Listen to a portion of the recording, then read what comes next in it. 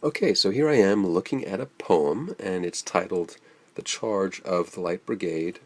It's by Alfred Tennyson, Lord Alfred Tennyson, and I'm looking at it because I'm eager to turn raw data into evidence.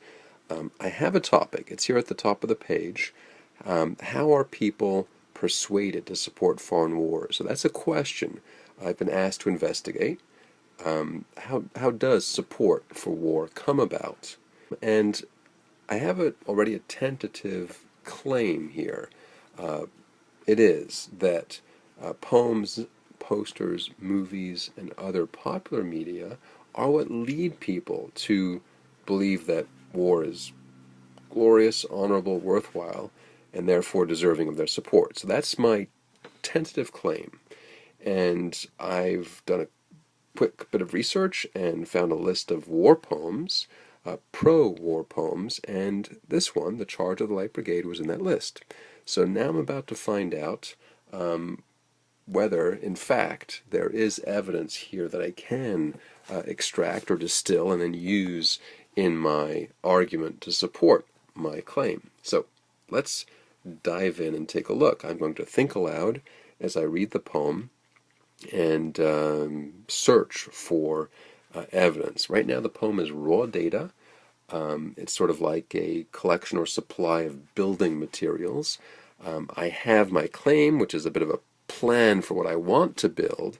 So now I'm looking through this poem to see if there are pieces that I can use, like a brick or a beam, right, to help me build my argument.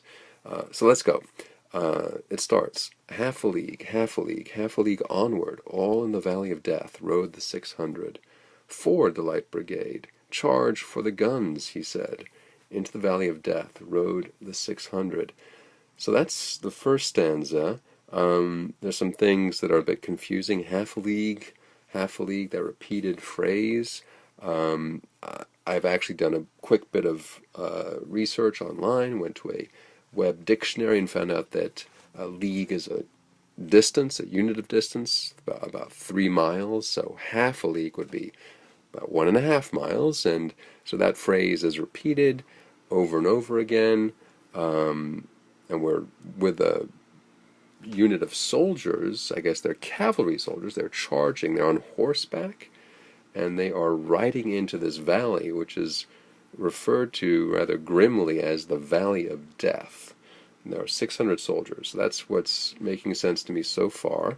And there are guns ahead, right? These shouted orders, I guess maybe an officer giving orders to his men, charge for the guns, suggests that we are on horseback, riding full tilt into this valley towards guns, I think artillery, cannons ahead of us. Let's continue. For the Light Brigade, was there a man dismayed? Not though the soldiers knew someone had blundered.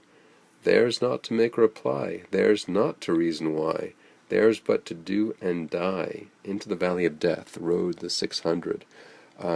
So going back to my tentative claim, right, that poems, songs, movies, etc., lead people to support, or can often lead people to feel that war is glorious and therefore worthy of support. These first couple stanzas don't seem to be leading in that direction. I guess we do have some, well, drama, right, of the charge, but it's pretty grim. We have death, we have danger. What's worse here in the second stanza is that we've just had this reference to a mistake. Someone had blundered, someone had screwed up. So that, again, doesn't seem to be leading me, as I read this, to feel that war is glorious and noble and heroic. Someone has made a mistake, and then the soldiers, the cavalrymen, are talked about in these terms. Theirs is not to reply, not to reason why, just to obey orders, right? To do and die. Into the valley of death rode the 600. So far this poem is not looking like one that's going to yield any good evidence for me to support my claim. But let's read a bit further. Cannon to right of them, cannon to left of them, cannon in front of them, volleyed and thundered, stormed at with shot and shell. Boldly they rode, and well, into the jaws of death, into the mouth of hell, rode the 600. That's interesting. So definitely danger is still there, even more danger. There's cannons almost surrounding them in front, right to left. We have storms of a hailstorm of bullets and cannonballs, I guess, coming at them. But this line stands out. Boldly they rode, and well, into the jaws of death. So that is definitely heroic. And this is looking more like a couple lines here in this stanza that I can use as evidence to support my claim that in poems like this one, readers are led to kind of feel that war is heroic and glorious, or potentially glorious, even though here, as we saw, there's definitely other elements, right? The idea of a mistake, danger.